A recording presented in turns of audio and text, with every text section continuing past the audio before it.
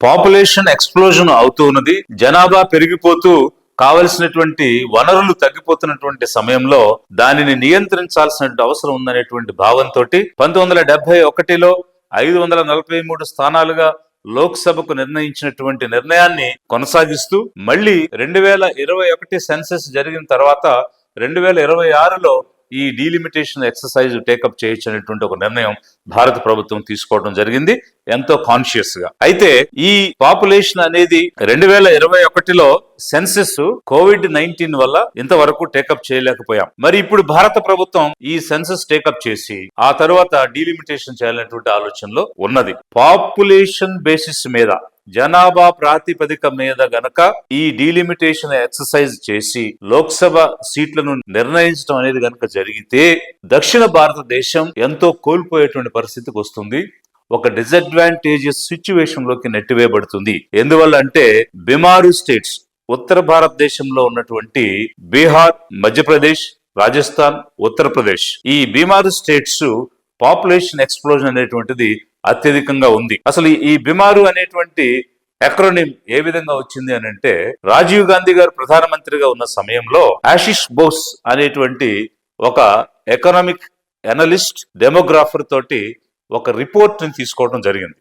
ఆ రిపోర్ట్ ఇచ్చినప్పుడు బీహార్, మధ్యప్రదేశ్, రాజస్థాన్, ఉత్తరప్రదేశ్ అనేటువంటి హిందీ బెల్ట్ లో ఉన్నటువంటి రాష్ట్రాలు మిగిలినటువంటి రాష్ట్రాలతో పోల్చినప్పుడు అన్ని రంగాలలో కూడా వెనుకబడి ఉన్నాయి.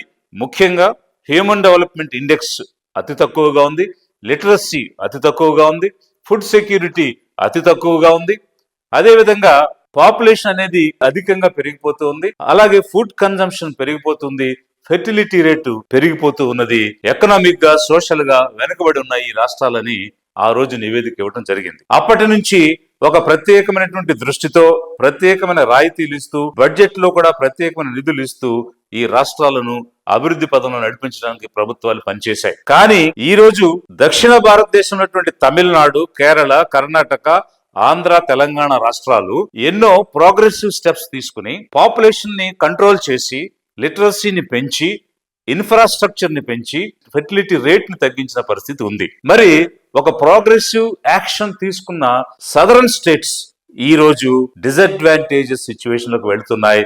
ఒకవేళ పాపులేషన్ బేసిస్ మీద లోక్సభ నియోజకవర్గాలు డీలిమిటేషన్ అనేటువంటిది కనుక జరిగితే ఈ రోజు 543 సీట్లు మన లోక్సభలో ఉన్నాయి. వీటిని జనాభా ప్రాతిపదిక మీద రీడిస్ట్రిబ్యూషన్ కనుక చేస్తే 80 సీట్లు ఉత్తరప్రదేశ్ కి 91 వస్తాయి, 40 సీట్లు ఉన్నటువంటి బీహార్ కి 52 అవుతాయి, 25 సీట్లున్న రాజస్థాన్ కి 31 వస్తాయి, 29 ఉన్న మధ్యప్రదేశ్ కి 32 వస్తాయి.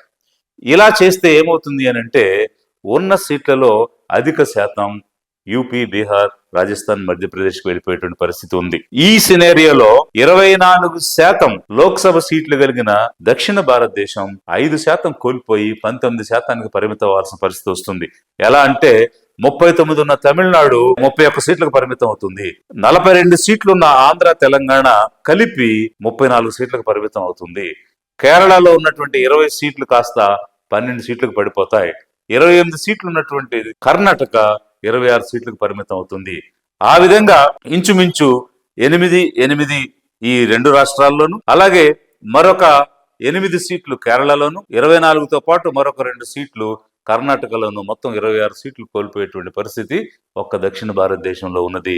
బట్ ఇవన్నీ ఎక్కడ కలుస్తున్నాయంటే ఉత్తరప్రదేశ్ లో కలుస్తూ ఉన్నాయి, మధ్యప్రదేశ్ లో కలుస్తూ ఉన్నాయి, రాజస్థాన్ లో కలుస్తూ ఉన్నాయి, బీహార్ లో కలుస్తూ ఉన్నాయి. అలా కాకుండా పాపులేషన్ బేసిస్ మీద సెన్సెస్ పూర్తయిన తర్వాత ఇప్పుడున్నటువంటి రేట్ ఆఫ్ పాపులేషన్ తీసుకుని ఈ 543 స్థానాలను గనక పెంచితే ఇంచుమించు 848 స్థానాలు అవుతాయి అనేటువంటిది ఒక అంచనా ఉంది.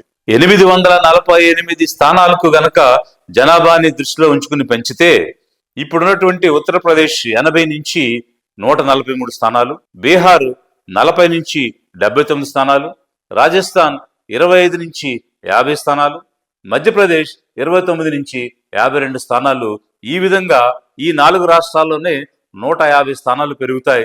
అంటే ఇప్పుడున్నటువంటి 174 నుంచి 324 స్థానాలకు కేవలం 4 రాష్ట్రాలే, హిందీ బెల్టే, బీజేపీ పాలిస్తున్నటువంటి రాష్ట్రాల్లోనే ఇన్ని సీట్లు అదనంగా యాడ్ అయ్యేటువంటి పరిస్థితి ఉంది. ప్రజాస్వామ్యంలో ప్రజల చేత ప్రతినిధులు ఎన్నుకొనబడి ప్రభుత్వాన్ని ఏర్పాటు చేస్తారు. అక్కడ ప్రాతినిధ్యం అనేటువంటిది చాలా ప్రధానమైనటువంటి పాత్ర పోషిస్తుంది. మన భారత రాజ్యాంగం మొట్టమొదటి ఆర్టికల్ ఏం చెప్తుందనంటే, India that is Bharat shall be union of states. అంటే ఈ ఇండియా అనేటువంటి భారతదేశం రాష్ట్రాల యొక్క సమూహం అనేటువంటి విషయాన్ని చెప్తుంది. అంటే ఒక ఫెడరల్ కాన్సెప్ట్ ని చెప్తుంది. మరి ఫెడరల్ కాన్సెప్ట్ యొక్క బేసిక్ స్ట్రక్చర్ మారిపోయే విధంగా, అదే విధంగా భారత ప్రభుత్వంలో అన్ని రాష్ట్రాలకు కూడా సముచితమైనటువంటి స్థానం, ప్రాతినిధ్యం ఉండే విధంగా లేనప్పుడు ఈ ఫెడరల్ స్ట్రక్చర్ అనేది దెబ్బతింటుంది. అందుకోసం రాష్ట్రాల మధ్య సమతూకం లేకపోతే పొలిటికల్ సిగ్నిఫికెన్స్ కూడా ఈ దక్షిణ రాష్ట్రాలు కోల్పోయేటువంటి పరిస్థితి వస్తుంది. అందుకోసం 543 స్థానాలను రీడిస్ట్రిబ్యూట్ చేసిన 848కి పెంచి వాటిని జనాభా ప్రాతిపదికన రాష్ట్రాలకు ఇచ్చిన రెండు విధానాలలో కూడా నష్టపోతున్నాయి దక్షిణ భారతదేశం ఉన్నటువంటి రాష్ట్రాలు. అదే విధంగా నార్త్ ఇండియా, ఉత్తర భారతదేశం ఉన్నటువంటి పంజాబ్, హర్యానా, హిమాచల్ ప్రదేశ్, ఉత్తరాఖండ్ లాంటి చిన్న చిన్న రాష్ట్రాలు. మరి ఈ ప్రాతిపదికను ఇచ్చినప్పుడు ఏమవుతుంది? 848 స్థానాలను ఎలొకేట్ చేసినప్పుడు ఈ బీమారు స్టేట్స్ బీహార్, మధ్యప్రదేశ్, రాజస్థాన్, ఉత్తరప్రదేశ్ కే 38% సీట్లు వెళ్ళిపోతున్నాయి. అప్పుడు మన సౌత్ ఇండియాలో ఉన్నటువంటి రాష్ట్రాలకు 19% పడిపోతున్నాయి. డిఫరెన్స్ ఎంత అంటే 19% ఉంది. 19 + 19 38% ఏమో 4 రాష్ట్రాలకే ఉంటే ఎంటైర్ సౌత్ ఇండియాకి కేవలం 19% స్థానాలు వస్తున్నాయి. అప్పుడు పొలిటికల్ సిగ్నిఫికెన్స్ గాని, సముచితమైనటువంటి ప్రాతినిధ్యం గాని కోల్పోతున్నాయా లేదా అన్నది ఈ దక్షిణ భారతదేశం ఉన్నటువంటి రాష్ట్రాలు, పొలిటికల్ పార్టీస్, ఎంపీస్, అదేవిధంగా నార్త్ ఇండియాలో ఉన్నటువంటి చిన్న రాష్ట్రాలకు సంబంధించినటువంటి పార్టీస్, ఎంపీస్ వీరందరూ కూడా ఏకం కావాల్సిన అవసరం ఉంది, ప్రతిఘటించాల్సిన అవసరం ఉంది, దీన్ని అడ్డుకోవాల్సిన అవసరం ఉంది. 1913లో అమెరికా ఒక ఫెడరల్ కంట్రీకి ఎగ్జాంపుల్ గా, ఫెడరల్ డెమోక్రసీకి ఎగ్జాంపుల్ గా ఉన్నటువంటి దేశం America, United states of America. మరి యుఎస్ లో పార్లమెంట్ ని కాంగ్రెస్ అంటారు. ఆ కాంగ్రెస్ లో అప్పర్ హౌస్ సెనేట్ ఉంది, lower house house of representatives ఉన్నారు. ఈ రెండింటికి కలిపి వారికి ఉన్నటువంటి స్థానాలు 535. అందులో 100 సెనేట్ కు ఉంటాయి, 435 హౌస్ ఆఫ్ రిప్రజెంటేటివ్స్ కు ఉంటాయి. అది లోక్సభ లాంటిది, ఎన్నిక ద్వారా జరుగుతుంది. వాళ్ళు 1913లో ఈ 535 అనేటువంటి నంబర్ ని పెట్టి ఇప్పటి వరకు కూడా దాన్ని మార్చలేదు. అప్పుడున్నటువంటి జనాభా కేవలం 9.4 కోట్లు, ఇప్పుడున్నటువంటి జనాభా 34 కోట్లు. అంటే 1913 నుంచి ఇప్పటి వరకు 4 రెట్లు జనాభా పెరిగినా కూడా అమెరికా అవే స్థానాలను అలాగే కంటిన్యూ చేస్తూ ఒక క్యాప్ పెట్టుకుని పనిచేస్తూ ఉంది. మరి అలాంటి ప్రజాస్వామ్యం ఉన్నటువంటి భారతదేశం మనకి 543 స్థానాలు పెట్టినప్పుడు 54 కోట్ల జనాభా ఉంది. ఇప్పుడు 145 కోట్లు అయింది. మరొక 30 సంవత్సరాలు ఈ జనాభా పెరిగే అవకాశం ఉంది. అది 165 నుంచి 170 కోట్ల వరకు వెళ్తుంది. ఆ తరువాత పెరుగుదల తగ్గి డిక్లైన్ ఇన్ పాపులేషన్ అనేటువంటిది చూస్తుంది అని డెమోగ్రాఫర్స్, ఎకనామిక్ అనలిస్టులు ఇస్తున్నటువంటి సమాచారం. సో ఈ ప్రకారంగా మనం తీసుకుంటే గత 50 సంవత్సరాలుగా 543 స్థానాలతో లోక్సభ భారత ప్రభుత్వం సేవలందించినటువంటి పరిస్థితిలో ఇప్పుడు రాబోయేటువంటి 30 సంవత్సరాలకు కూడా పెరిగేటువంటి పాపులేషన్ మనం కన్సిడర్ చేసినా కూడా 50 సంవత్సరాలు ఎంతో విజయవంతంగా పనిచేసినటువంటి లోక్సభ ఇప్పుడు ఎందుకు ఆ స్థానాలు పెంచాల్సిన అవసరం ఉంది? ఇప్పుడు ఎందుకు జనాభా ప్రాతిపదిక తీసుకోవాల్సిన అవసరం ఉంది? ఇది అందరూ కూడా ఆలోచించాల్సిన పరిస్థితి.